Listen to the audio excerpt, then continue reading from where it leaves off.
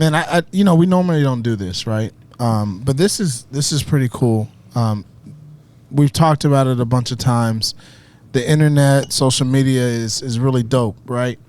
But I want to give us a pat on the back. I mean, we've been doing this for 5 years, and I was actually thinking about this earlier today. Truth be told, how blessed we are to come into contact with so many different people from so many different walks of life, and that's the cool thing, right? For sure.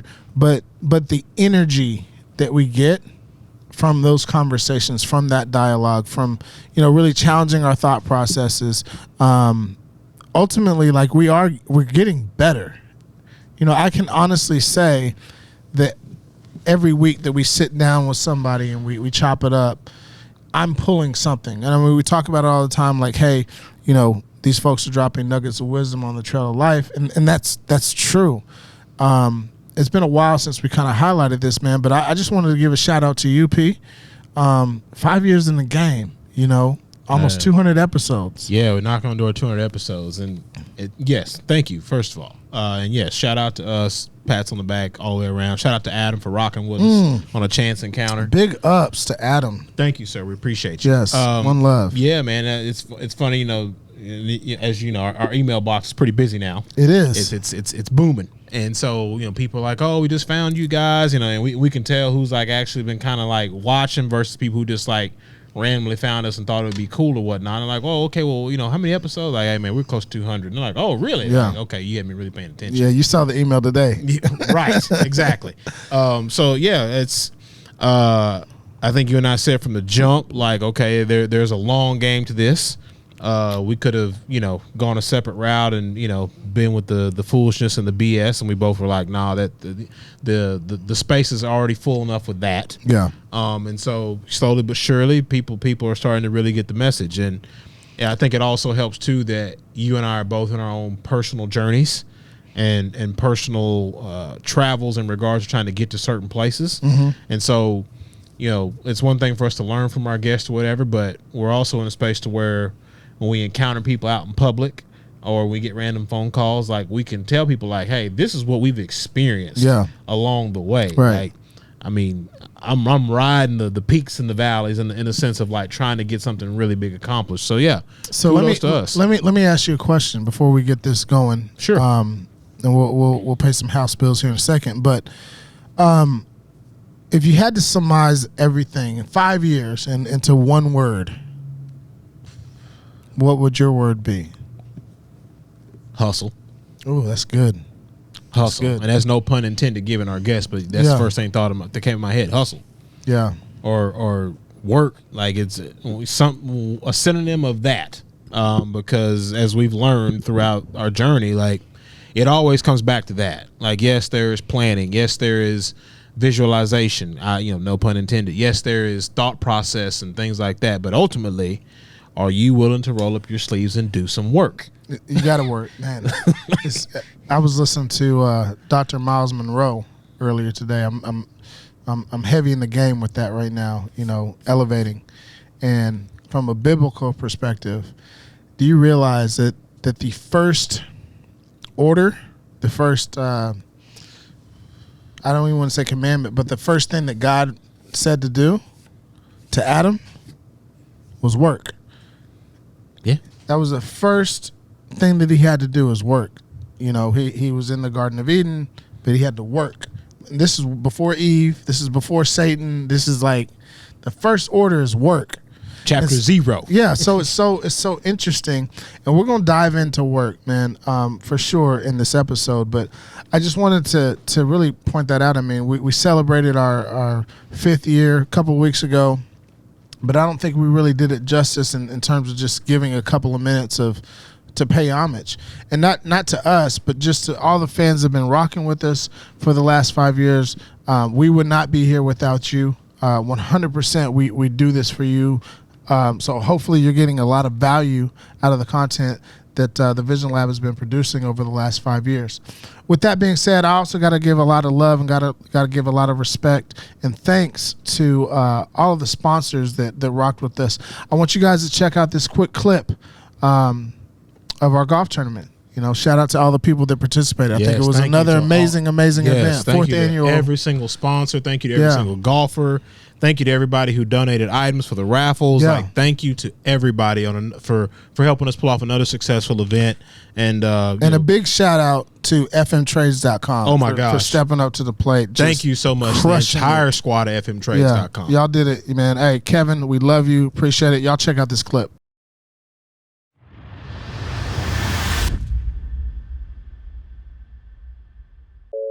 First of all, I want to say thank you guys for coming. My name is Ryan Cuffey. I'm the host of the VisionLab podcast. This is the 4th year that we put on this tournament, and it's to benefit the Leukemia and Lymphoma Society as well as the Alzheimer's Association. So we're grateful that you guys showed up. We hope that you guys hit them straight, and make sure that you guys have a great time. Thank y'all for coming.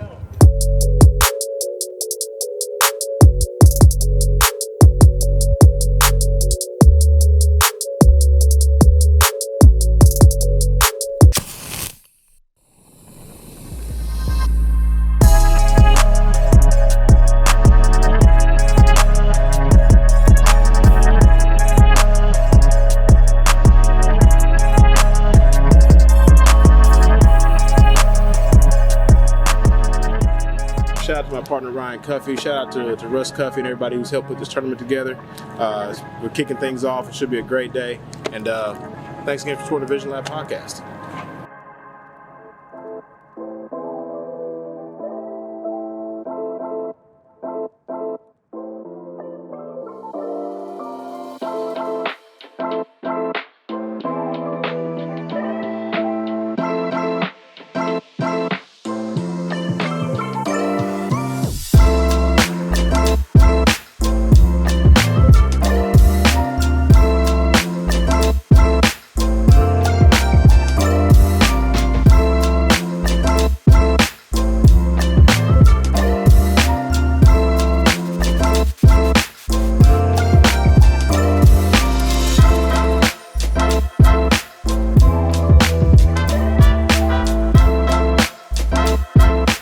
Yo, welcome back to the VisionLab podcast.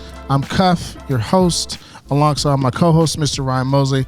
We're going to get right into it. We had to pay a lot of respect to a number of people, also celebrating our 5th year being in the game, being in the lab, man. But without further ado, Mo, who do we have on the show today? Cuff, today's guest is a native of Shreveport, Louisiana. He is the owner of his own marketing company, the Hustle and Marketing Design. He is the host of his own podcast. It's called The Hustle. Yeah. And it's apropos once we get to hear his story a little bit. Please welcome Will Harris to the VisionLab podcast. What up, and good morning. Appreciate it, guys. Definitely appreciate the love. Well, I appreciate you, bro.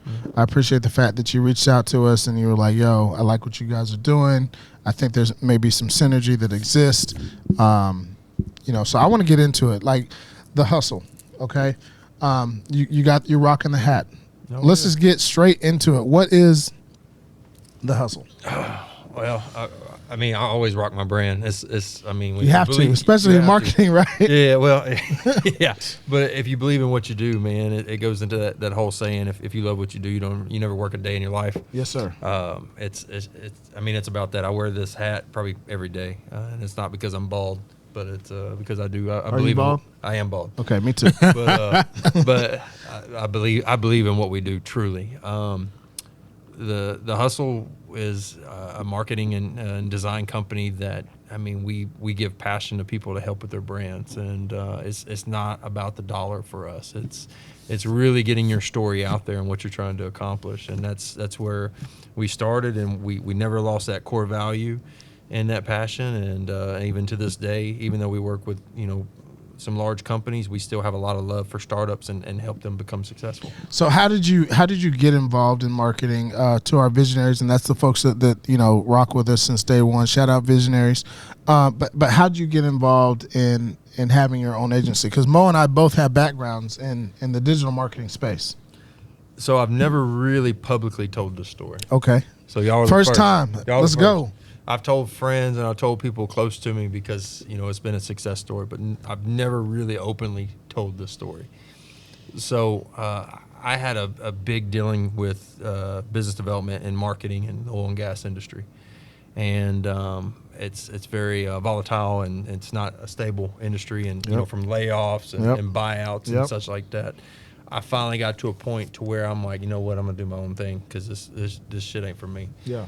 And so I started a podcast, and I had a friend that I met at a networking event, and her name was DK Fox, and I told her what I was trying to accomplish with the podcast, teaching entrepreneurship and teaching people marketing, and she believed in it. She goes, well, I specialize in PR and communications. Can I come just to be sure you don't say anything stupid? Mm-hmm. I'm like, absolutely. So, you know yourself very well. Yeah. So she came, and a good friend of mine that I just like recently met that became really close with me. He's a photographer, and he came, and so we're there, and we do it a couple of times, and so then we're in a conversation, and DK worked for a public school or a charter school system, and she said out loud, she was talking, she goes, hey, we need a website built, and I look at her, and I was like, I can do it. And she's like, really? I said, yeah. Now, never. Hold on. We're going to go deep into this. Yeah. I didn't have a domain. Yep. I didn't have a LLC. I didn't have shit. Yeah. And she was like, she goes, okay, I'll send you the scope of work tomorrow, and you can bid on it. So she leaves, and my buddy Q looked at me. He goes, I didn't know you had a marketing company. I was like, shit, I do now. And that night, man, I literally set everything up, and I stayed up. I got my domain, and called a friend of mine that I knew build websites that I believed in, and I said, hey, man, you're not going to believe this, but I need your help. And so I didn't realize how big of the scope of work was. Okay. So she sends me this scope, and it was probably a 12-page scope of work, 95-page website. Wow. Yeah. So I sent it to my buddy, and he's now one of my partners, and he goes, how the hell did you pull this off? I said, man, it doesn't matter. Can you do it? And he's like, yeah, I can do it, and it's just going to take some time. I said, that's fine. So we bid it on a price, and we sent it to her, and we won, and we got it. And that's really what put us on the map overnight. Wow. And we got issued in or featured in Yahoo Finance and Entrepreneur Magazine and stuff for it because of the educational sector. And that was it, man. We hit the ground running after that. So let's back up for a quick second. You know, you got the PR lady, and then you get introduced to some people in the academic realm, education realm. You jump out on faith, right? You got the homie that can build out websites. Yep. Now here you are, right? A full-fledged marketing company. What are you saying to yourself at this point? You got one massive client, it sounds like, right? Or one big client. What are you saying to yourself? I can't. I honestly, I can't fathom it, to be honest with you. It's not real to me yet. And I don't know if it ever will be because of the way it happened. And then the employees and I don't even like saying employees, the teammates that I have that have really put the faith in me. My partners, and I still get, I don't want to say emotional, but it sends chills on my back. My partners lived in Canada. Wow. With a daughter. They believe in the business so much, they have uprooted their entire life and moved to Dallas and got a visa. Pressure. Yes, 100%. Our COO left a agency in Florida that was paying majority of his salary on faith, going, I believe in you. I know that I'm going to do better here.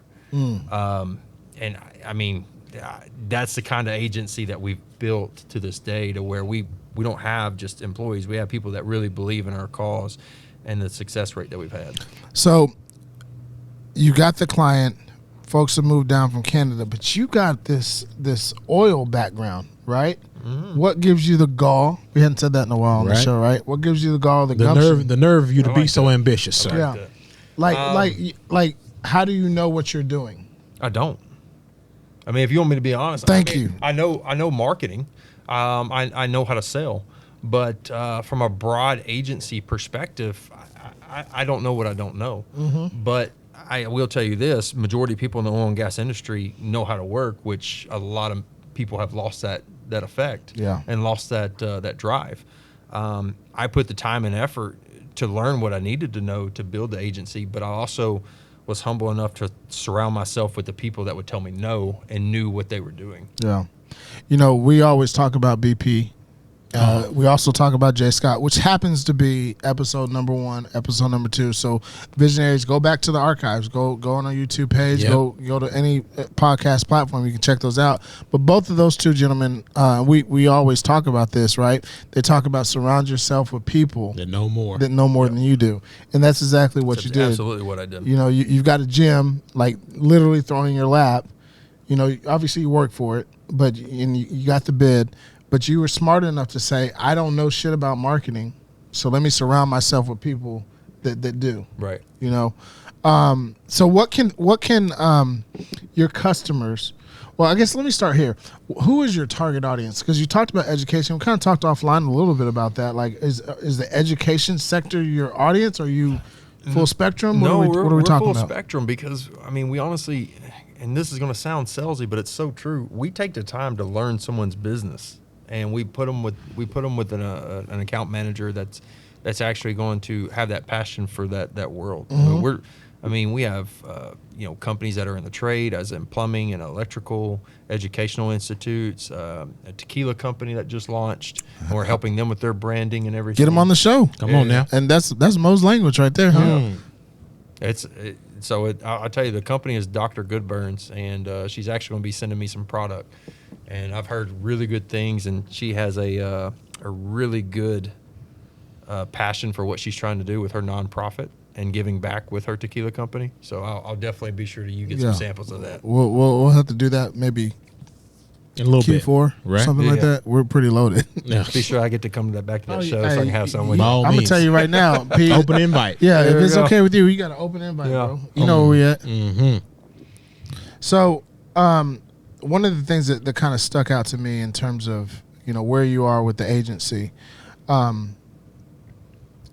you guys have been around for just a short period of time, but you've had a lot of success. Yeah. Right? Where do you attribute that? Thank you. Probably the effort and determination. Okay. And that sounds like the what I used to say, the Sunday school answer, like the right answer that you're supposed to say, but it really is. I took the time to stay off of scrolling off of social media. I took the time to send the messages and work the 16, the 18 hours a day to build the brand and grow it. Yeah. I took the time to go to the workshops, read the books, learn from people's mistakes. I have an amazing mentor group that mentor me on stuff. And Sounds like you got into a lab yeah, and went to work. yeah, pretty much. I shut everything off. Yeah. Yeah. I'm glad you said you shut everything off because I'm doing that now. For the entrepreneur in waiting, or those who are just finna try to take that leap off the diving board, what does that look like when Will Harris went into his lab or currently goes into his lab? You can answer it in either tense. Excuse me. I'll give you a piece of advice that was given to me that changed my trajectory in my business. The first thing that one of my mentors told me was, there's two things that they actually told me that really changed it. But the first thing was, delete your social media apps from your phone and see how much time you spend on your phone. Facts. Big facts. That changed everything for me, because I'm not an e-commerce business. I'm not selling $5,000, $6,000, $10,000 websites on Instagram. It doesn't exist. That's not my audience. My audience on Instagram is more informative and educating them on marketing brand type styles. So when I did that, I was gaining 2 and 3 hours a day from sales calls, managing people, coaching, mentorship, and it really changed where my business went. You talked about entrepreneurship. There was the oil and gas, and then all of a sudden, boom, a full-fledged marketing agency. So close the gap for me, number one, okay? Yeah. Number two, and this is no offense, but visionaries are going to want to know this. What gives you the right to be able to talk about how to become an entrepreneur? So I fought against being an entrepreneur because I went off of what I thought I was supposed to be doing from society and from an advisor in college that didn't know what the hell he was talking about. Okay. When I was 12 years old, I started my first legit landscaping business. Wow. And I mean legit, making real money at 12 years old. Wow. So I was making anywhere from $1,100 to $1,400 a week at 12. I was in a small town that didn't have any competition. And I mowed one person's yard, and then it led to another, and then it led to having a team of 5 people that were older than me working for me, and we mowed everybody in the whole community. Forget the paper route. Give me the landscaping business now. Yeah, and it did really well. And then I grew up and moved off to high school, and then I started another business in college. It was called Bar. It was Bar at Reach. Before food trucks were a thing, I had obviously I'm pretty frugal. I had money from the landscaping business still, and I bought an old ice cream truck that folded up on the side, and I literally had a mobile nightclub. I served alcohol and everything, and went to festivals, weddings, frat parties, bar sorority mitzvahs. anything and everything. And I found a cute bartender that would work it. And I ran off of a catering license from a restaurant, made him a deal that I gave them a percentage of what I did, and rolled with it. And but I never, when I met my advisor in college, he was like, "Oh, you need to have a biology degree because this is where the money's going, is the medical field and all this stuff." And man, I hated it.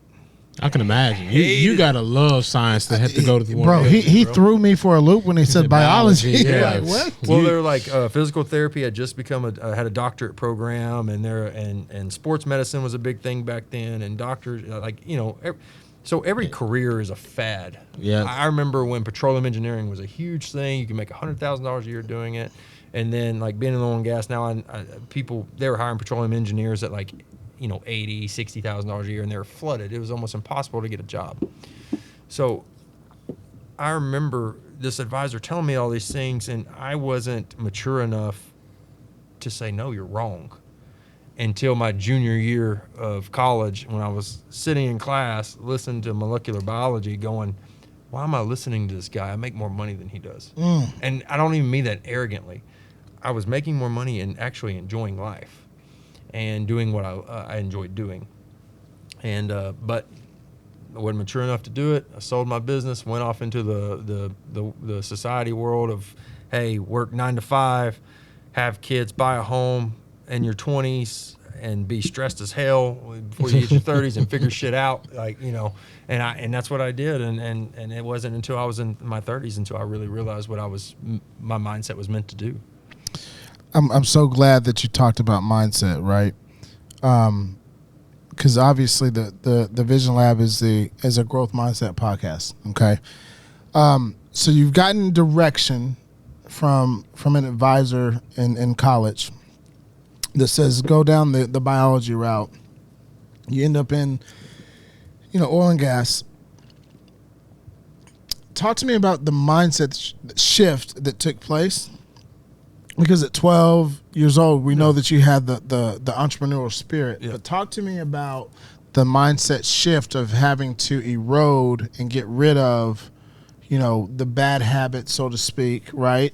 That other people had influenced you with to get back to, hey, I'm gonna, I hate to say drive. How do you say? I'm gonna steer my own ship. Not drive my own ship. You can march your beat of your own drum. Yeah, how do you take control of my own, all that stuff. Being in oil and gas and being laid off or bought out constantly. So it was. Were you ever with FTS? No. Okay. No, but it got to that point to where I'm like, why am I working for people when I know in 2 years I'm probably going to be laid off again? I know this shit and I know it well. I'll just do my own thing, and it's ultimately. Did you ever have thoughts of being like in the oil and gas space? No, none at all. I was actually going to go to med school, and Schlumberger was doing recruiting. This was back when the Haynesville Shale was booming, and Schlumberger came up to me and they said, "Hey, we want you to be an engineer." And I was like, "I really don't want to go back to school. I'm going to go be a doctor." And they're like, "We're going to pay you a large amount per week." And money whip you real quick. And I was like, where do I sign?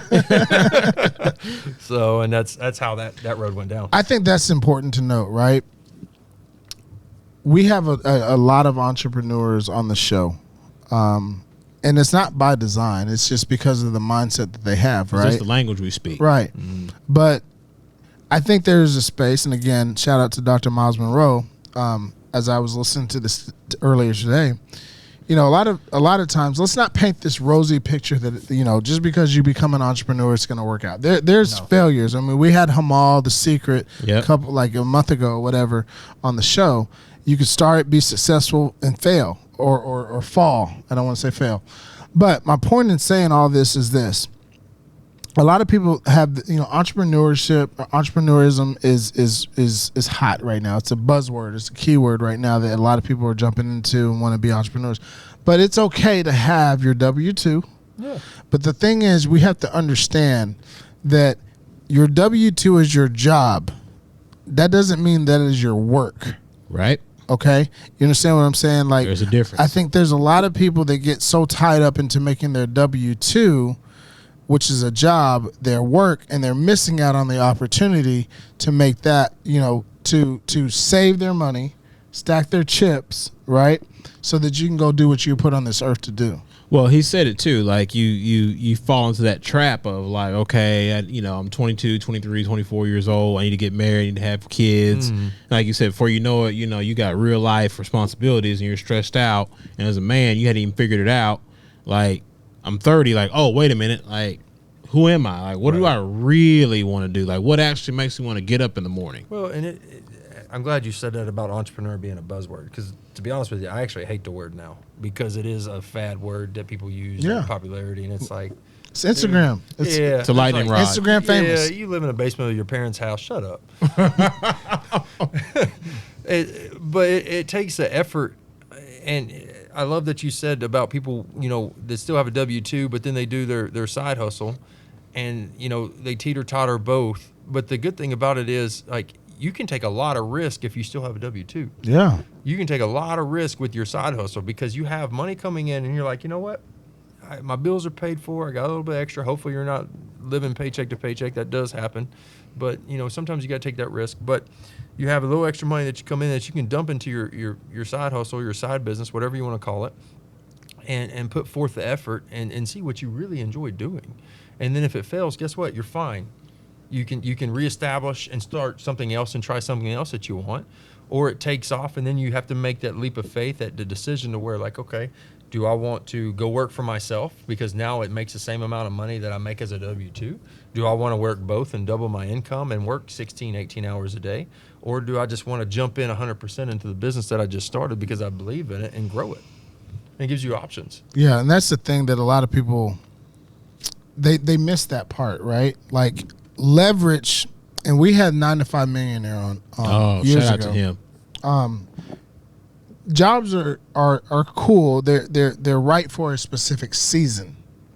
And right for a specific person too. Like, that's true too. Yeah, like, 100%. I'm walking proof. Like, you got to have and I'm sure you'll agree too. Like, you got to have the stomach to be a quote unquote entrepreneur. Like, it's bloody. It's stressful as hell. It's stressful.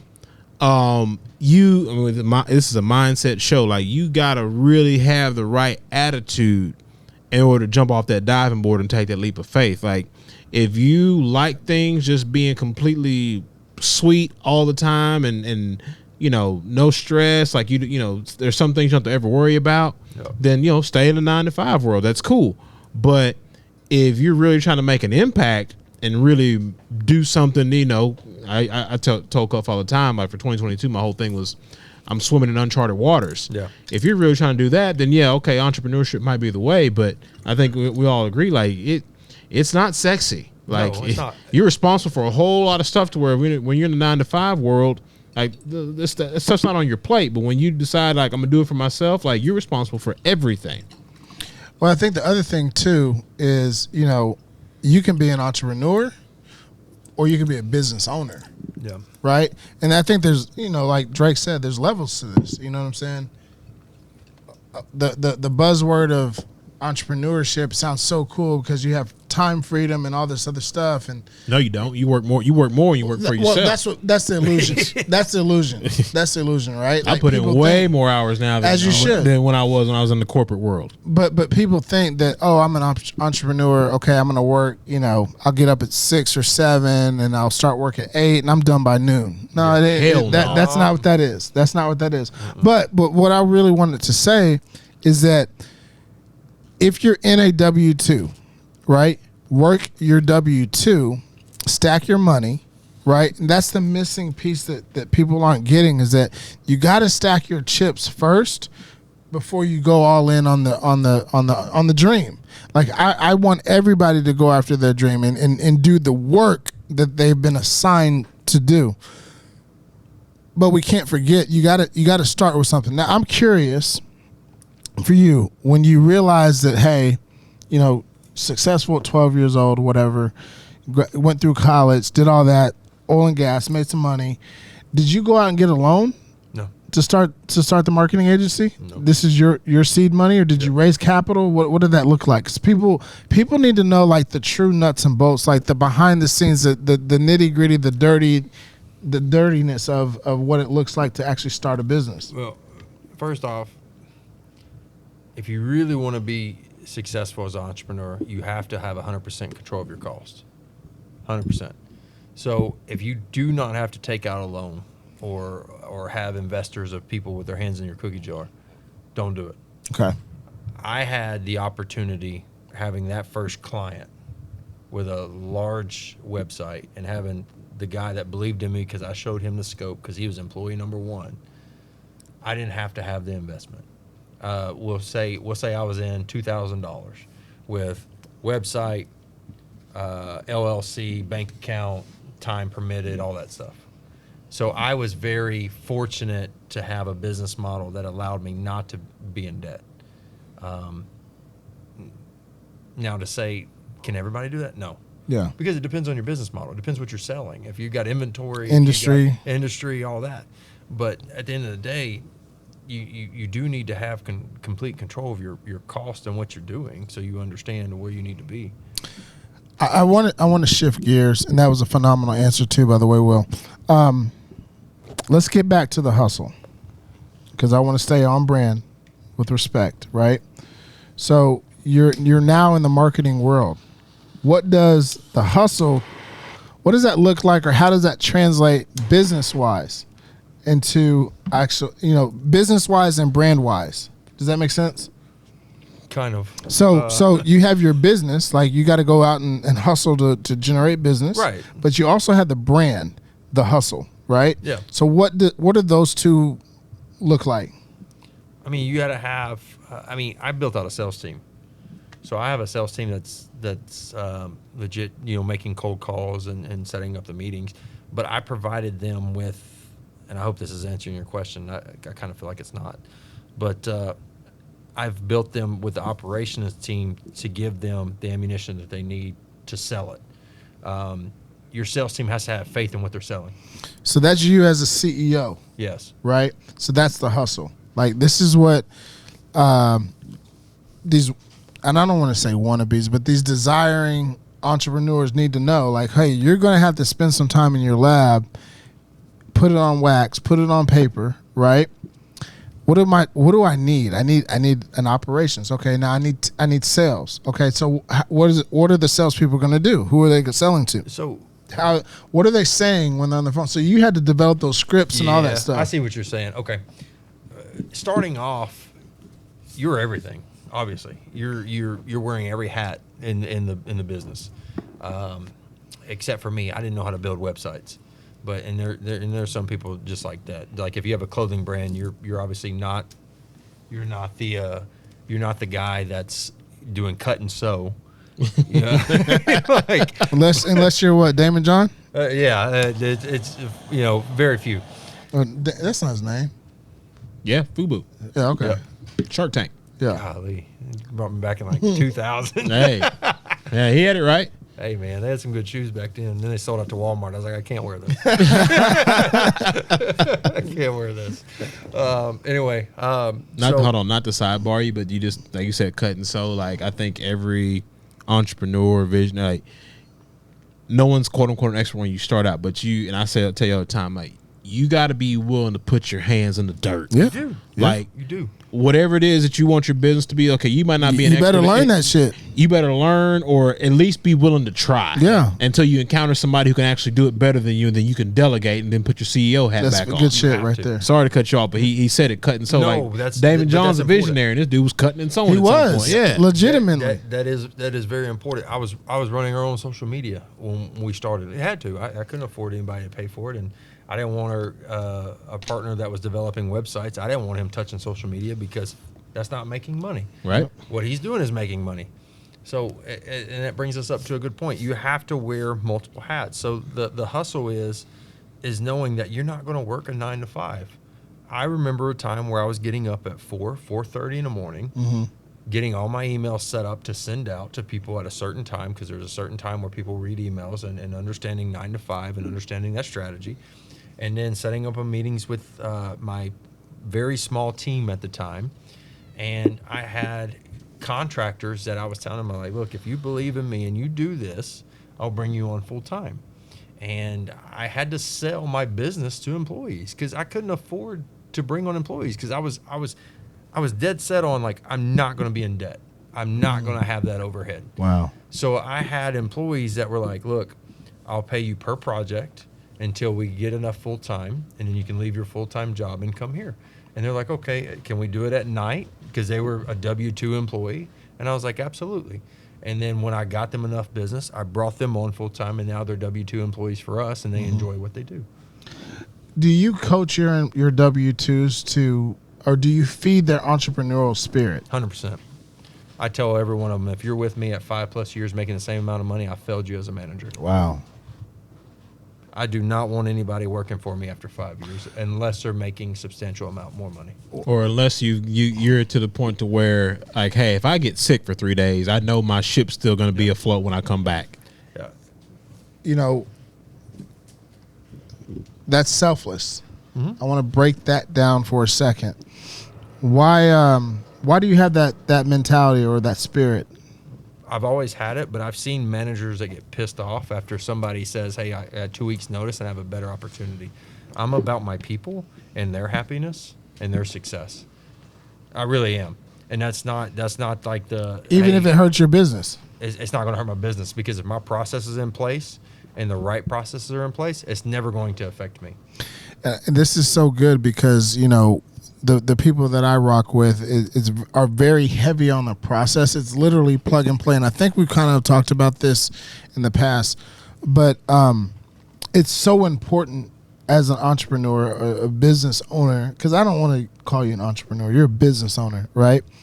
To put processes in place, right? Because then it becomes plug and play. And I always equate that to like the Bill Belichick Oh, yeah. syndrome, right? I don't care who you are, Tom Brady, whoever, we're gonna plug and play. Yeah. Randy Moss and all these other, you know, big names. We're just plugging and playing. So big shout out to you for that. Yeah, I appreciate that. But it is important that all my team members feel that way, and all of them are supportive. I meet with them a lot and try to coach them and teach them, and I teach them across the board. Like, I have designers. I teach them social media strategy. Why? Because it makes them more valuable in the long run if they were to leave to go somewhere else. If heaven forbid, if my business was to shut down and I have these 15 employees that are like, what do I do? I want to make their resume strong as possible to where they have no problem finding something else. Shout out to you, bro. Shout out. I love the care. I love the fact that you care about the people more than the business or the processes. But the thing is, though, and I would tell anybody that's in a startup and entrepreneurship position, first off, don't do it for the money. Don't do it for the money. You'll lose every time. If you do it for the change of life or the passion, for me, I know putting the passion into my employees and doing what I do, the money's going to come, because they're going to be the happiest that they can be, and they're going to be the most creative that they can be in marketing, that nobody else is going to be able to touch them. and we're going to produce work that nobody else has seen. And that's what I was talking about earlier. You know, you have a job just over broke. Shout And out then to you James have- Aquila. And then you have your work. I want to ask you this question. Are you doing a job? Are you in your work? Man, I'm going to throw you for a loop. I would say neither. Okay. I would say neither because I truly love what I do. Then you're in your And- work. You work meaning this is your assignment. You know, whether you believe in God or higher power or whatever, like you were designed. But is that called work? Or I is know that what you're called saying. Yeah. He doesn't believe in it. It's not work to him. So- it's not work it's to what him. I do. No, but watch this though. Every man was created to work. Okay, So you're coming from a biblical spiritual. sense. Yeah, or spiritual. Well, I am coming from biblical, but just to I keep it, understand. high level, like well, like me and you have the spiritual. same mindset on that. Yeah. So like we're designed to work, man. Yeah. I mean, like if you don't work, you don't feel fulfilled yeah. as a man. I'm not talking about the actual Hard labor. in terms of work. I'm talking about you are on assignment. I got you. So do you feel like you are getting fulfilled through your work? Yeah.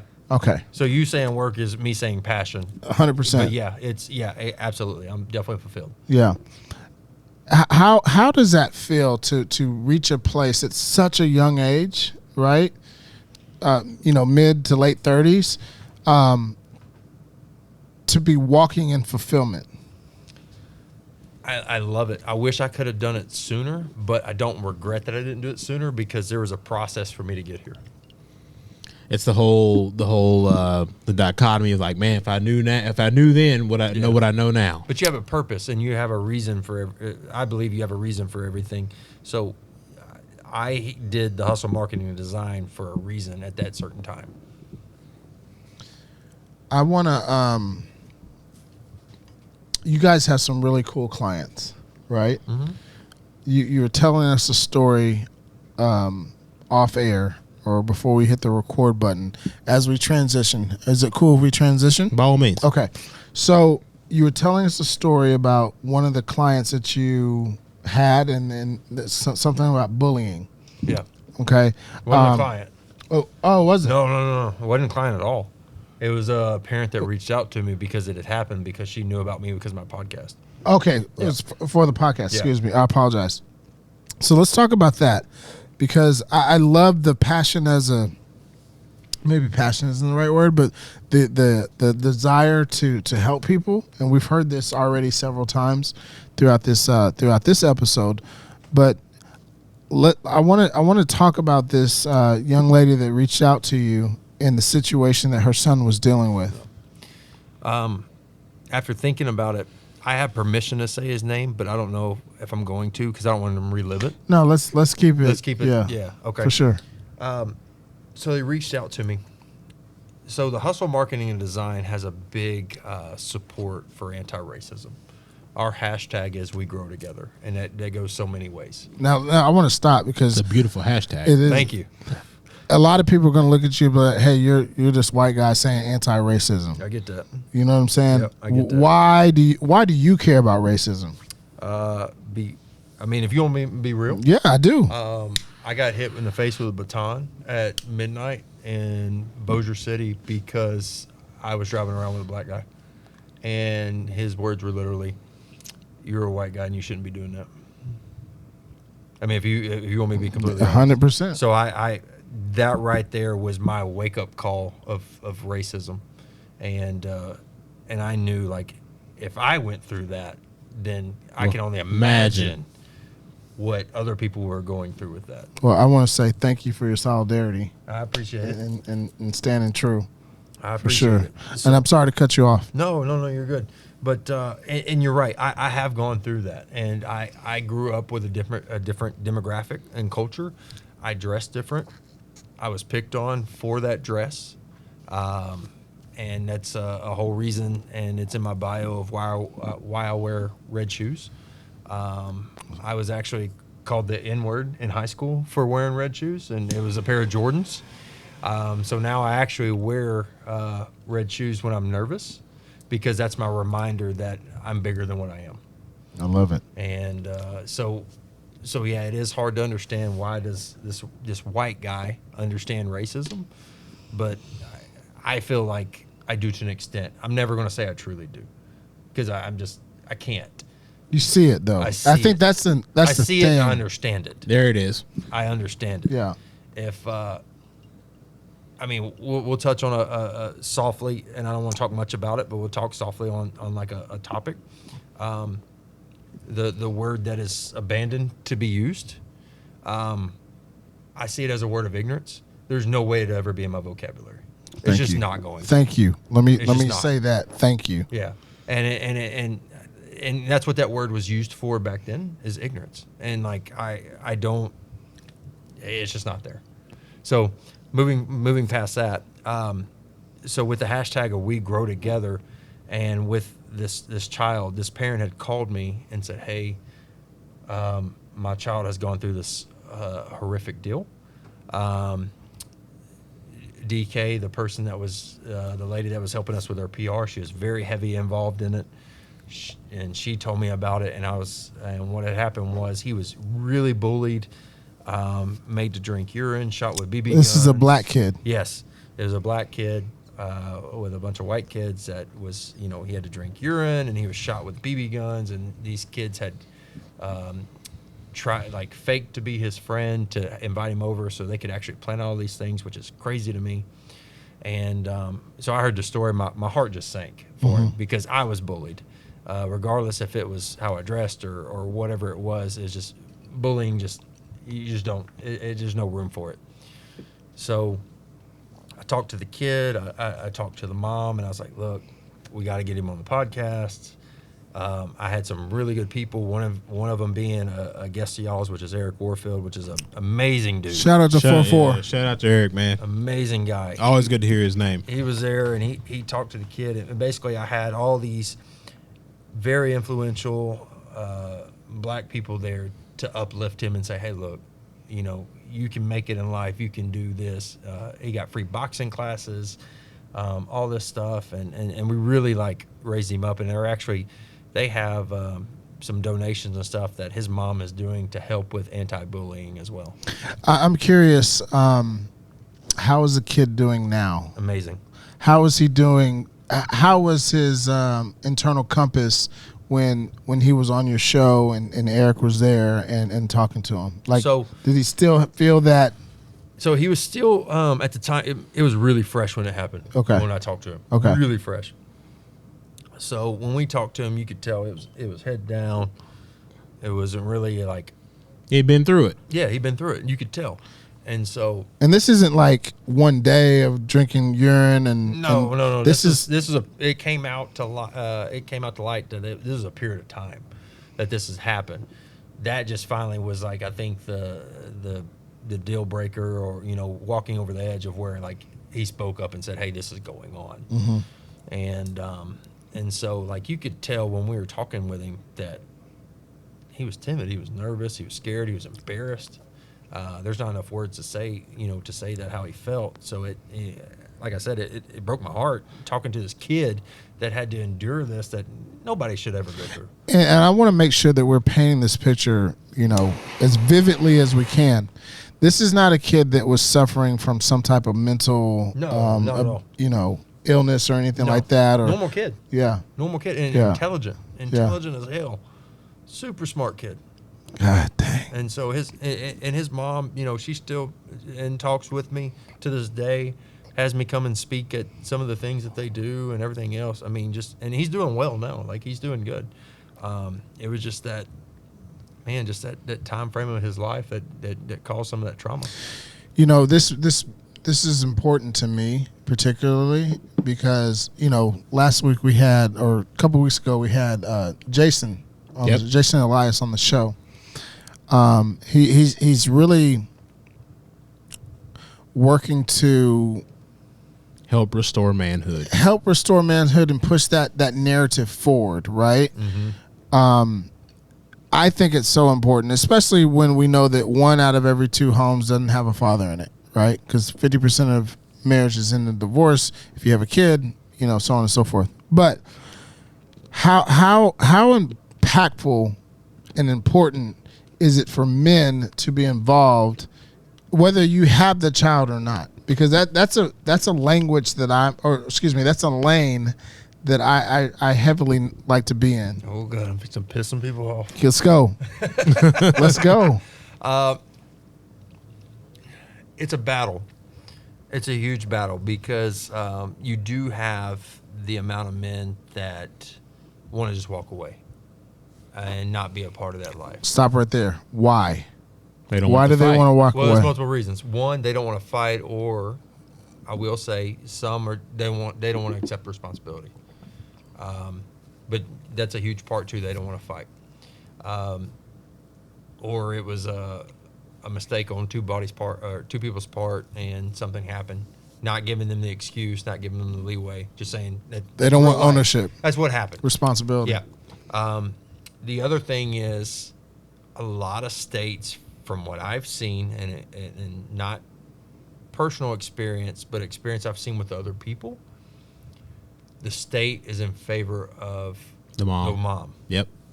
And it doesn't matter if the mom is the best fit. Mm-hmm. It's just that's how it lands. And so, and a lot of moms will make the man feel inferior. Yep. And Yep. take the kids away and Yep. use it.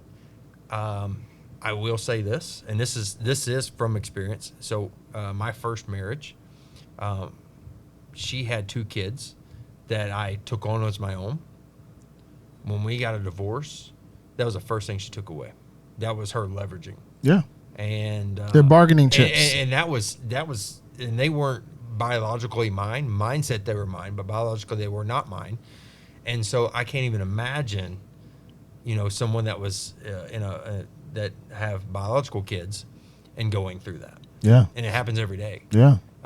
One of my closest friends, and I this is the first time I ever heard him have this conversation with somebody. I didn't even know the number. He has so far spent $500,000 fighting for his kids. Good Lord. Yeah. And he's very successful. And he has fought tooth and nail for his kids because they are his pride and joy, and they're his priority. And you do that, and people hear those stories, and it sets a lot of people up for failure. The other thing, and this is what's going to piss people off, and I really don't believe in this because you don't hear other people saying this.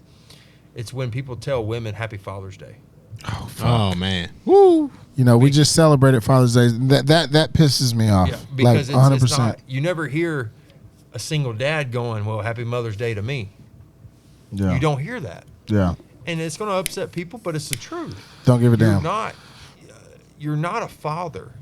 Like, I get it. You're a single parent, and the father, either he walked out or you took the kids from him, whatever the reason may be. You're not a father because you're not teaching those father instincts. Respect. And that's just real. It is what it is. Like, you can't argue that, really. Yeah, it's only, yeah, and it's only so far you can go as a woman to teach a little boy how to be a man, and vice versa. It's only so far you can go as a man. And we have 2 girls. Yeah, and we're girl dads. It's only so far 3 as a man that you can teach a young girl what it is to be a woman. Like, I am beyond thankful that my daughter has an example in my wife in regards to like how a woman is supposed to conduct herself. And you're right, like you tell women Happy Father's Day and men happy, like it just doesn't fit. Well, there's another layer to that, right? In that there's multiple layers, but there's such a blur of the lines versus back in the day where, and I'm not saying, hey, we should go back to the ages of women are just in the kitchen. That's not what I'm saying. But there's such a blurred line when it comes to like parenting. Yeah. Especially with divorce and single parents doing their thing. But let's be very, very clear. As a man, I can teach you how to be a man, right? I cannot teach you how to be a woman. No. As a female, you can't teach me how to be a man. You can try, but you can't. But it's not there. It's not there. It's an instinct. It's biological. Like, let's just call it what it is. But not to digress too far into that realm. Specifically, though, my heart goes out to this young man that suffered from this bullying. You know, we had Jason Elias on the show a couple of weeks ago. I'm encouraging men to step up and be fucking men, right? And that's why I was so impressed with his narrative, like what his social cause is for. And I'm just curious because we're chopping it up, with you, Will. Where are men right now in your estimation in terms of where we are societally? Whew. You might want to take a swig of that.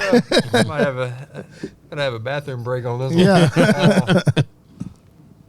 I'm There's a lot of pieces to that puzzle. I'm disgusted. There's a lot of pieces of that puzzle. And I'll start it with this because I do want it to be known because this is a firm belief of mine.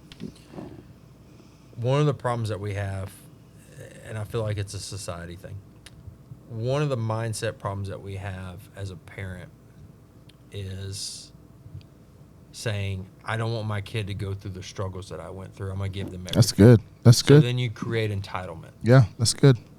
That's good. I do not want my parents to ever change what they did for me because there's no way in hell I'd be as successful as I am today without what I had to struggle and do. It wouldn't be there. If they gave me everything I want, they bought me designer clothes, they gave me the nice car that I wanted, everything, why would I have any drive to work for anything? It's the same feeling that I have when people wear what they call now is dupes or reps or fake stuff. You don't treat it as much. If I bought a pair of Travis Scott's and I paid the $300 or $400 for them, and then somebody else paid $100 for them, I guarantee you I'm going to walk different in those shoes because of the pride that I take that I worked hard to buy them because I deserved them. You earned it. Yeah, I earned it. But if I just bought fake stuff, just like the women that buy like, or if it was given to you, bags, or if it was given to me, it's not the same mindset or sense of accomplishment. I'm not saying like buying like a fake Louis is bad or wrong. I'm just saying the mindset is different for the people that buy a real one compared to the person that buys a fake one. It's just different. You earned it. Yeah, you know it's a sense of what it takes. Yeah. To put your, like Mo always talks about, putting your hands in the dirt, getting it out the mud, and earning it. Yeah. You know what I mean? Versus like, hey, I'll buy this knockoff or whatever it is. I understand the analogy. So tying that back to your question, it's different, and that's men are not taught to be men. Yeah. And the facts are there, the numbers are there, and the way I say that is, just like trades are dying. The amount of plumbers, electricians, mechanics, barbers, people that work with their hands, that do labor, even in the oil and gas industry. It's those very are just hard. pushing buttons on a computer screen now. Exactly. Everybody is hard. It's hard for them to hire the people that are doing that kind of work. And that doesn't define you as a man, but the hard work and the sacrifice and putting it in, which was defined, it does. And you've created this entitled society of people that think you should just give it to me. When you graduate college or you become a business owner at the beginning, you're not going to get $100,000 a year. But in today's society, that's what people believe. Oh, I got a college degree. Pay me $100,000 a year. And it doesn't work that way. No, not at all. It's not reality. No. And the other problem is I think, and this is purely what I think. There's no facts to this, but I truly believe that whole entitlement is what has affected not just men, but the women too. Yeah, absolutely. Speak on that. You have this bullshit boss babe mentality, and got two nickels to rub together. Yeah, and it's like, independent woman. That's amazing. I would love for my significant other to make more money than me and do crazy well and be able to do what they want, but there's a fine line of where you I'm trying to be politically correct on this. Hey, come on, Be Will. honest. Come on, It's we just talk. We just three guys talking. Yep. No, there's a fine line of where that line needs to stop, because like just because you become that way doesn't mean that's great. You don't need a man. I get that. Or you don't need a woman. I get that. But we were made to be with each other. At the end of the day, that's how you were made. You're Yes. made to have a partnership with one or the other and create something great. There's a reason why our body parts are the way that they are. Absolutely. Okay. Absolutely. It's like I'm all for women going out and getting your bag, baby. Go get your bag, 100%.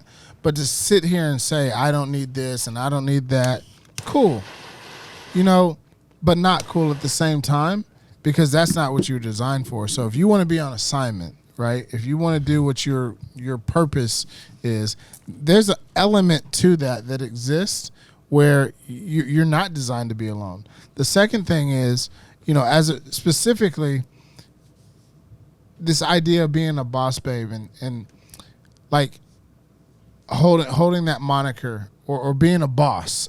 So I'm not, I'm not in target women specifically, right? But both genders. You're not a boss. You're not taking care of your family. You're not making sure that your wife, your girl, or your kids are set up and taken care of.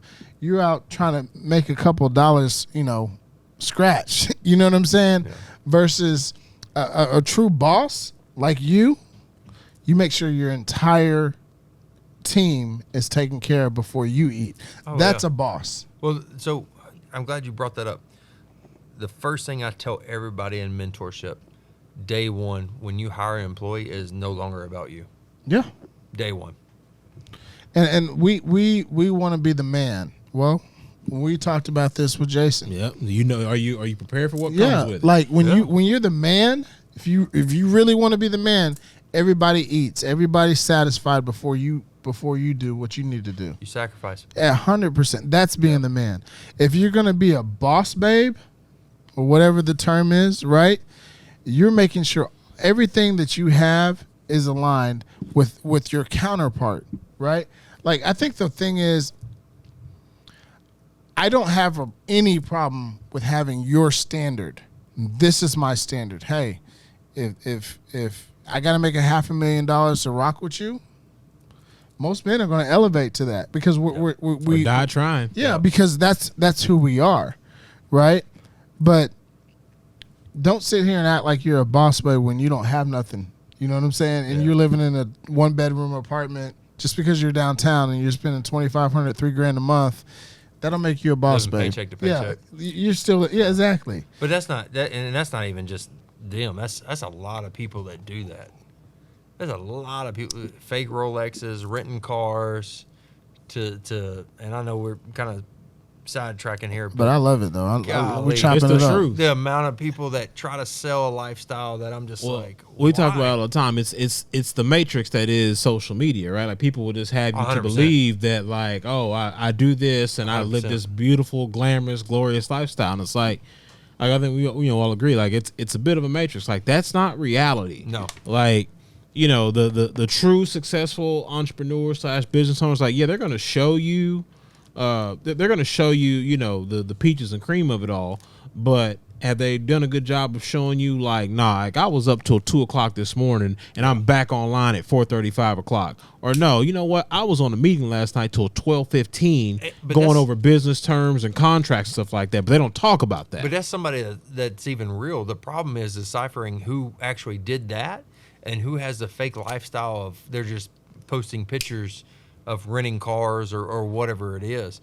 Like you can rent Rolexes. Yep, you can rent any damn thing. You can rent anything and sell this lifestyle that you want and fake it until you make it. Oh, Chat GPT's about to change the whole game. That's another conversation. I will tell anybody that's an entrepreneur, you better get with it and you better implement Chat GPT in your business or you will be left behind. 100%. Yeah, I mean, you can write a book in 30 minutes now using Chat GPT. It's a whole new ball game. I love Chat GPT. GPT. What I said? Okay, GTP. Excuse me. PGA. Right. I was. We're way off topic, but I love it. I spent probably like 2.5 hours just talking, and the crazy thing is, you start to feel like this is your friend, like that's your homie. You fell in love with the damn computer. 100%. Hey, listen, I gave my Chat GTP a name, bro. Oh my god! I called him Aiden.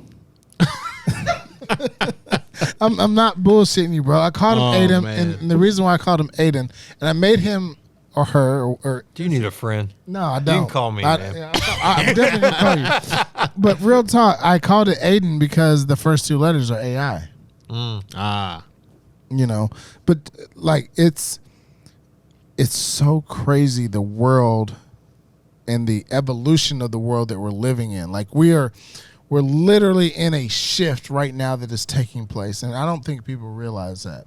Well, you're in a shift no different than, how old are you? 41. Okay. I'll be 42 in 2 months. 39. Okay, so we all three saw the shift in the world without social media into social media and then it being utilized. Right. We're seeing that again with AI. You're ultimately seeing that. Nobody really paid attention. Well, I don't want to say anybody. Majority of people didn't really pay attention of how social media was going to change the way we did business or the way we lived. To that, I graduated college in 03 and I graduated my master's in 06. And I remember Facebook was... College students only. Well, no. So, like, you got to understand, like, social media really wasn't a thing when I was in college. It had just started. I think Facebook came out in 07. I remember I was in college, right? When it was in Facebook college, popped up. And I remember, like, all the beginnings of it, like, it was some people about to get in trouble. You had to have a college email to have an account. Yep. So I remember seeing this, and I had the MySpace, right? Man, you're old. Dude, Bro, I had a MySpace too, but I wasn't that old. Stop it. Stop it. I felt like a coder though. I was like, yeah, I'm a badass. But my point is this. I remember when like Twitter, Instagram, Black Planet and all that stuff, or what was it called? Mm-hmm. Black Planet. I was like, man, this shit, what is this? I'm not doing this, and this doesn't make sense. It's the dichotomy of like fast forward, we discover things 13, that make us 15 better. years, and you look up and you're like, people have careers out of this. Yeah. So imagine, and it's not going to take as long, 7 years, 5 years, where AI will be. Here's some game. Anybody wants to get wealthy? You better put some money into AI technology. Oh, no, 100%. Put some money into AI technology, and the people on the back end, you're going to be wealthy. Yeah, you're going to have businesses that's what they offer, is consulting and AI programs to help your business with processes. This is when I knew it was the game has completely changed. My last job in corporate, I was working for a marketing agency, which is how we all speak the same language. Yep. And one of the accounts that the company had just signed, it was like a robotics technology company. And so they were like, hey, we might bring you in to work on this account just to help us out with a couple of things. So I pulled the website up. It was a robotics technology company. And the front page of the website was showing their technology and equipment. They had designed a program that could make the hot wings and cook pizzas in a restaurant. Mm-hmm. I said, oh, it's a wrap. Yep. It's game over. Now look at McDonald's. Game you go to over. McDonald's. Look at McDonald's. Like, one person. They were one like, person that works there. And they were exactly that was their thing. Like, we can basically reduce, your overhead as far as workforce. So basically, it was like you're just going to need one person in the store who has to take physical money. How long was that? 2 years ago? Yeah, 2, 3. Yeah. 18 months, yeah, roughly. But now, if you have a restaurant, you're just going to need one person to take physical money, and maybe one person to come in every 12 to 18 hours to make a battery change, and that was it. I was like, oh, it's a wrap. But you know what pushed that? And people are going to hate to hear this, but if the timelines match up, is when $15 an hour minimum wage came up. And I'm not saying people deserve that. It's the reality. It's reality. That's when it pushed it. And from a business owner, it's like, I got to come up with something else because I can't afford $15 an hour. Costs. Yeah, I have to offset those costs. It's a hard truth. It is. But people, and we're I love the space that we're in, but even though we're off topic, so to speak, I'm appreciative and grateful for the space that we're in. People better realize that you're becoming obsolete. Oh, yeah. And you better develop a skill. You better develop a trade, something that cannot be replaced, because in 10, 15 years, the world that we see in 2023 will no longer exist. No. It will be so far removed from our psyches, similar to when Facebook happened, or MySpace, or Instagram, and all this stuff, right? Like, it's just technology moves so swiftly. You know what I'm saying? Like, There's a reason for that. it's designed that way. Well, it's designed that way, but also, what's the one thing in this world that does not have regulations? Technology. There's no looking at it going, is this actually for the greater good of the community and the people?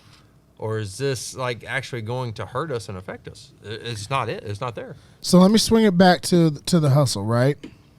Knowing this, knowing that the potential of being obsolete exists, it's very fathomable that in 3 years, why do I need to reach out to a company like The Hustle when I can just reach out to ChatGPT.com. ChatGPT and create my own marketing plan and blah, blah, blah, blah, blah. How do you navigate those waters, or what is your forecast on being able to navigate whatever exists in 3 to 4 or 5 years? That's a great question. And the answer is AI and ChatGPT is amazing on previous history. Even ChatGPT only goes so far back of bringing you history of what you're writing on. Mm-hmm. My people are creatives for the future.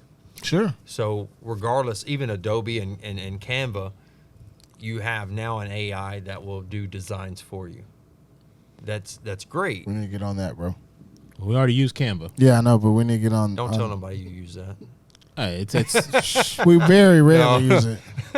No, I'm kidding. But that being said, but we know it's going to evolve, though, right? That's fine. But that being said, are you a creative? Do you have the creativity in your mind? Like, legitimately, I like to think that I know about cars, but I'm not a mechanic. Okay?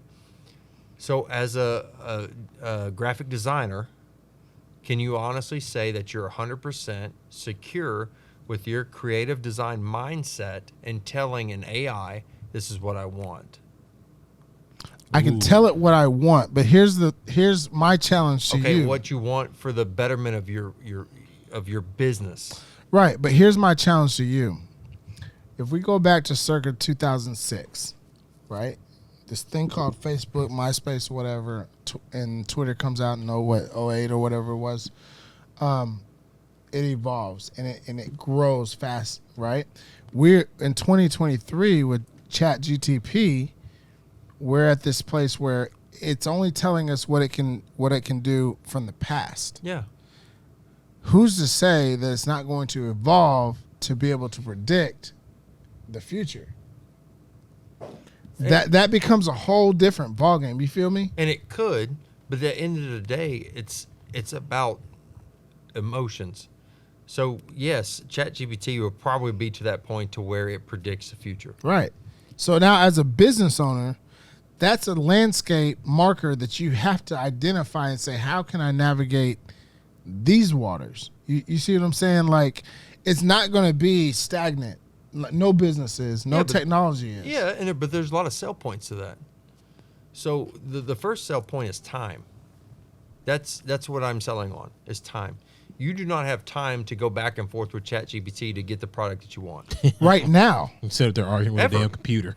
Ever. You have No. But no, again, with technology, it evolves. It gets better. And especially with AI, it learns what you're looking to accomplish, right? Can we agree on that? Yeah, we agree on that. So in, let's just say 36 months from now, it's 2026, June of 2026. It now has the capability to say, okay, Will, what do you want? Will says, I need to create XYZ marketing model for ABC company. With me? Yep.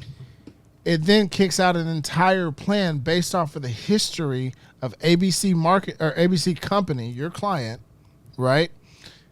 Then it predicts what they need to have and any type of COVID or whatever that could take place, right? So as a business owner, what I think we're going to be challenged with is how do we navigate like literally unforeseen waters because we can't predict what the future is going to happen. I don't feel like ChatGPT is going to be that strong. It may not be ChatGPT. Well, anything. AI, period. And I'm going to be radical with this. Okay. Okay. You said you're 41? Yep. In your mindset 5 years ago, did you ever think that we were going to have this world discussion of transgender? Ooh. 10 years ago, no. 5 years ago, yes. Okay. So but yeah, I know where you're going. Yeah. So I don't think AI is ever going to catch that. You still have to have that personality interaction with people to where they're actually knowing what's really going on in someone's mindset. I don't disagree with you. AI is going to predict history. They're going to predict a pattern. But in the U.S. history, when have we ever really followed? I'll take that back. We have followed patterns. I'll take that back. From a marketing standpoint and a sales standpoint, when have we really followed a pattern due to what's going on? Because not only is technology changing, but so are people. So you have, now we're looking at a point of electrical cars. Yep. Now we're looking at a point of ESG and getting rid of certain processes in the oil and gas industry. Now we're looking at a point of automation and manufacturing. There's so many changes going on. That's only going to be able to predict it so much from a marketing point. Probably not from a sales point and understanding what people really truly want. So and that's good. So we'll cull it back, right? Just as a business owner, where we are in 2023, as of June 2023, you feel confident that because you guys bring the human element, and not just the hustle, but like any company brings the human element to it, that there's not a fear of being replaced by AI. Well, completely no. But at the end of the day, every business has to adapt with what's going on in today's world. Okay. If you don't adapt, then yeah, you get left behind and you fail. So, and I think that's really key for people that have a spirit of entrepreneurism, right? Or being a business owner, right? You have to be willing to adapt. You have to, yeah. At all times. And without giving out your playbook, so to speak, but as an owner, business owner, walk me behind the curtain of what that adaptation may look like. We teach people ChatGPT. We teach people how to use it and mentor them and say, hey, this is what you need to implement in your business to cover costs. But at the end of the day, it's not building you websites at this point. When it gets to that point of building you actual websites, then we'll adapt again and figure out how to utilize that. How to direct it. But at the end of the day, again, I'm selling you your time. How much is your time worth? Yeah. Just like I saw a guy today at a restaurant drinking a beer and building a PowerPoint, and I literally looked at him and I was like, "Man, wouldn't it be nice to enjoy that beer without doing that shit?" And he said, "Absolutely." And that's coming. Yeah, it is coming. So I passed him my card and I said, "Well, good. Then call me and you can enjoy that beer by yourself without doing that." There's going to get to a point to where you're right. That's coming. It's going to build that PowerPoint. So it's up to me as a visionary, not a CEO, a visionary. Yes, sir. Yes, sir. And forecasting that to understand how to implement what that's going to do into my business to keep my people being able to be fed and keep their business going, and understand how to use that in their business, but also make money. Your wheels are turning right now. No, they're turning 100%. Can I get a 0.05%, whatever you come up with, because we planted the idea? So if they came up with an idea to where they're building websites for you, I'm looking at a consulting factor going, hey, you still need somebody to be sure that your brand is implemented on that website enough to grab somebody's attention, because somebody's attention on a website is 10 to 20 seconds. And I need to be sure that that's correct. No, There you what go. he's saying is, So no, when that's it. That's it. I feel exactly what you're saying. Like, the website's built. That's fantastic. But you better make sure that they stay there. Yep, because you can go on Fiverr and get a website. Yeah. Doesn't mean it matches what you're trying to accomplish. That's good. I think we've reached that part of the show. Yes, sir. But let me tell you this, Will. We can go for hours. You have an open invite to come back on the show. Facts. We all speak the same language. Yes, sir. So that being said, it's now time to quote unquote land the plane, if you will. And before we do that, what are your social media handles for both you, Will, the person, Will, the business owner, your agency? Like, just where can people get in contact with you? From a website standpoint, it's thehustlemad.com. And then, of course, our Instagram is hustle__mad. They can find us there and reach out to us, and we'll definitely be in touch with them to help them out with their business. Now, college graduates, just graduated in May, 6 weeks ago, whatever. Are you hiring?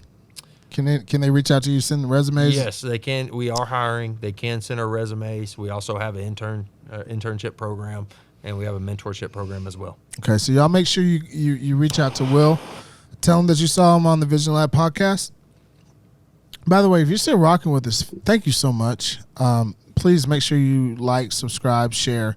We've had a really good just talk. Mm-hmm. Not too often we get to just chop it up. Right. Not interview style, so to speak. So very grateful for that. So one of the final questions we ask everybody on the show. It's you. There's an imaginary round table. You get 5 other seats at that table.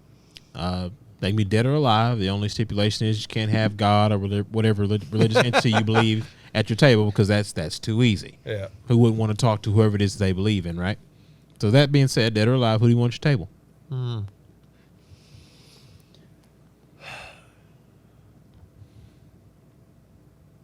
Joe Rogan. That's a good one. George Washington. Yep. Martin Luther King. So it's 3. I got 2 more. Mm-hmm. Yes, sir.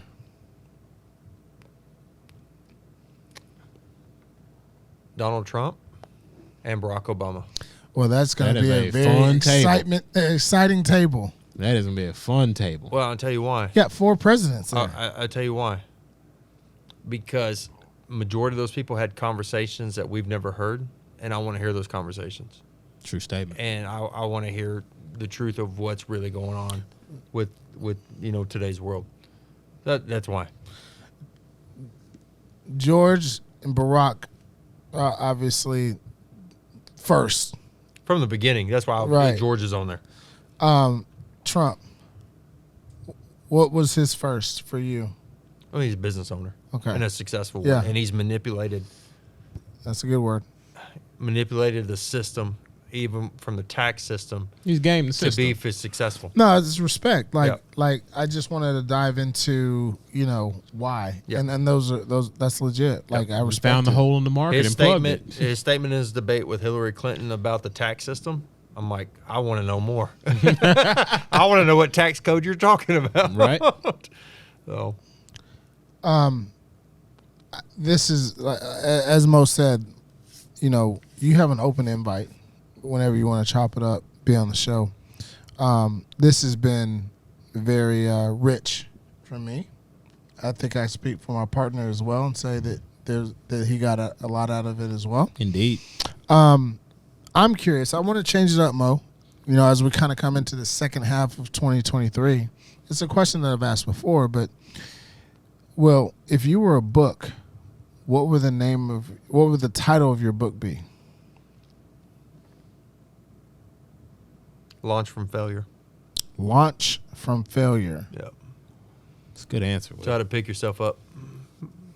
Because everybody gets hit with a lot of negative shit. What are you going to do with it? Mm-hmm. That would be why. I love it. Now, in case you didn't know, and I know you're a fan of the show, you've watched us and seen a couple episodes or whatever, and thank you for that. We do have a magical time machine here in the Vision Lab. What advice will Will be giving himself from 5 years ago? So you're 5 years younger, and today's version of you looking back. What advice is he giving that 5 year younger version of yourself?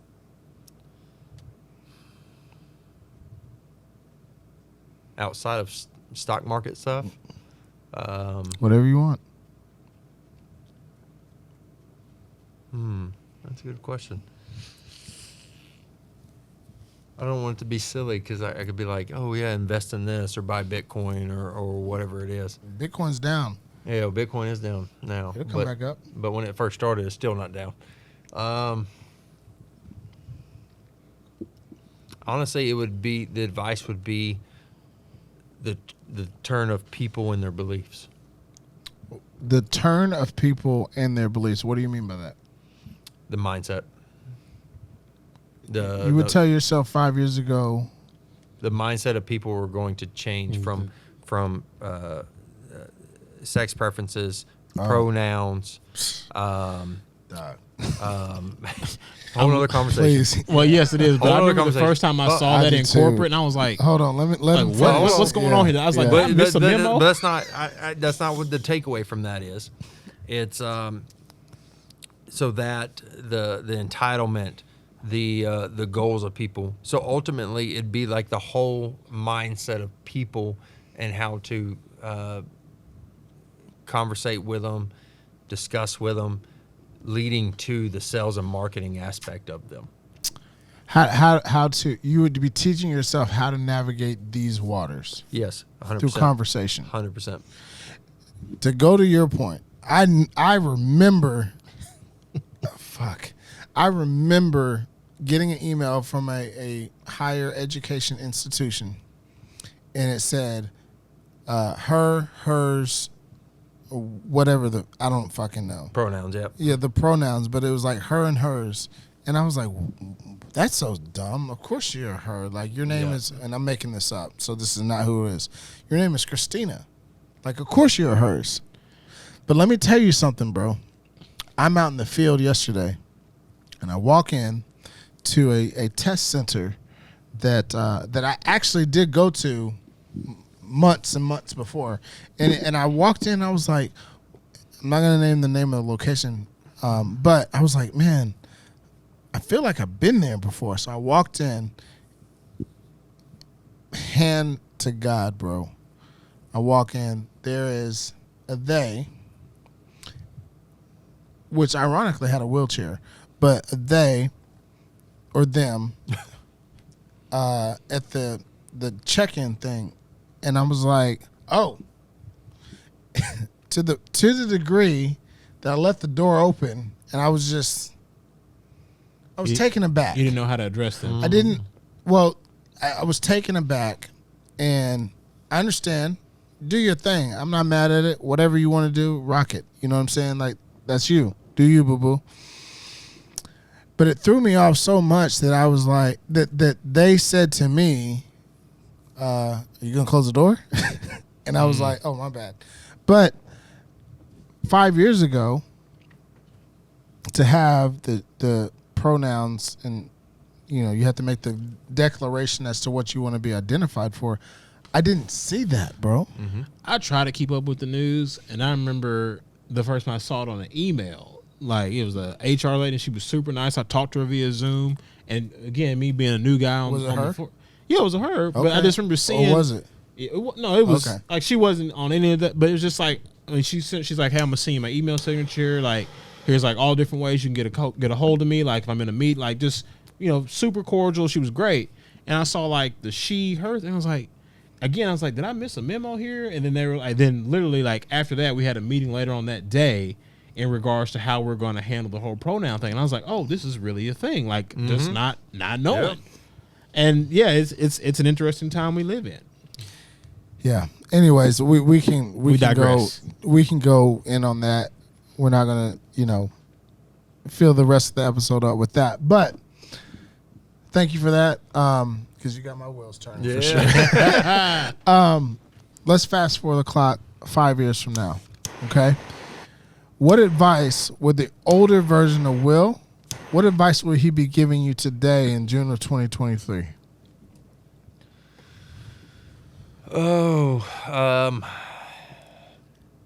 Think bigger picture. Because your audience has grown as far as a demographic.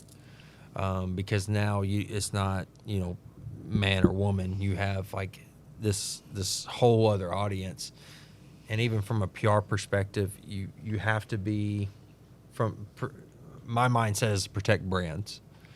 So I have to help brands be, even though some people don't like it or they don't think it's called for, but politically correct. So it given me that more strategy and that precaution to say, hey, Bud Light, maybe not the best commercial. Ooh. And That happened so fast, I didn't even see the commercial. and the problem is, and I'm gonna be very clear, okay?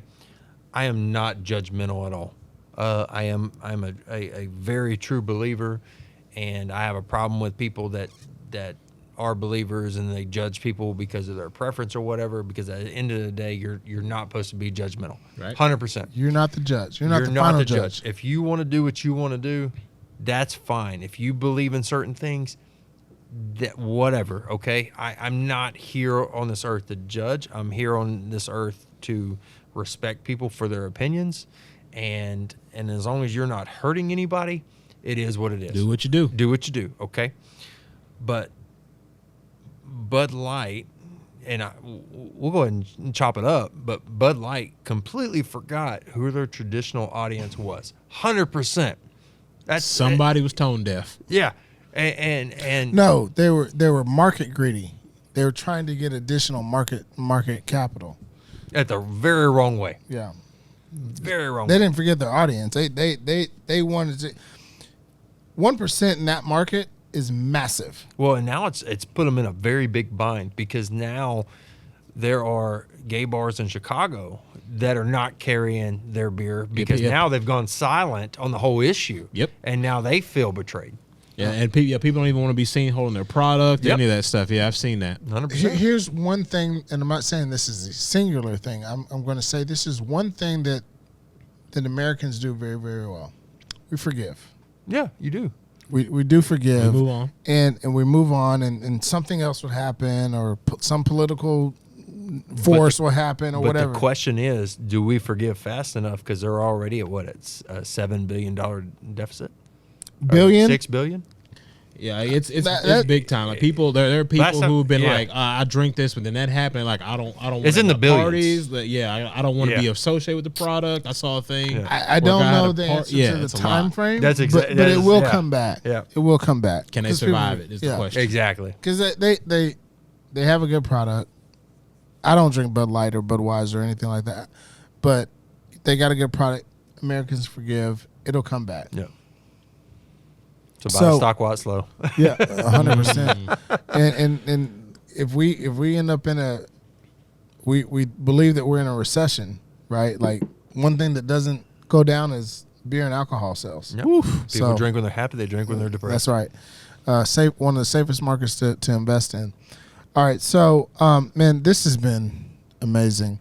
I kind of got out of order, but just because I was a little excited. But I do want to end the show on this, Will. What's the long-term vision for you, Will? Or you can answer it as, what's the long-term vision for the Hustle Marketing Agency?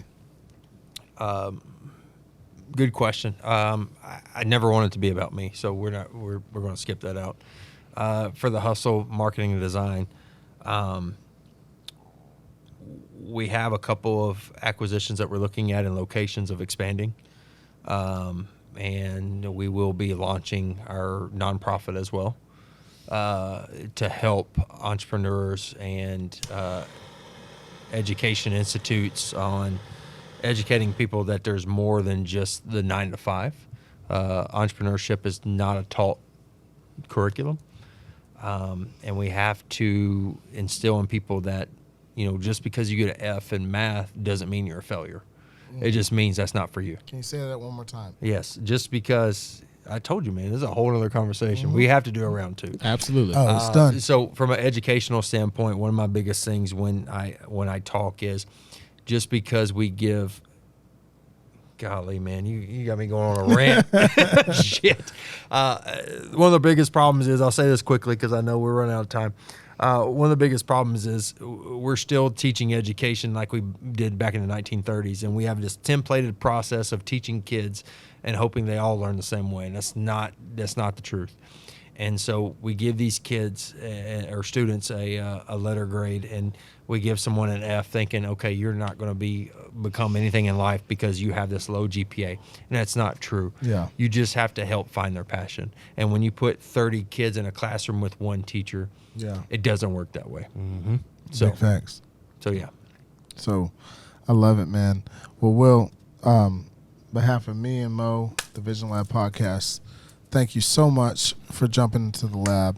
This has been an absolute, just amazing conversation. One that I think all three of us can agree that we can do this for hours, and we'll sit here and smoke and drink and probably get some food or something like that. But thank you for jumping into the lab, man. I'm enriched because of the interaction, the conversation. Thank Absolutely. you so much. Visionaries, remember, each one of our guests that are jumping into the lab are dropping nuggets of wisdom here on the Trail of Life.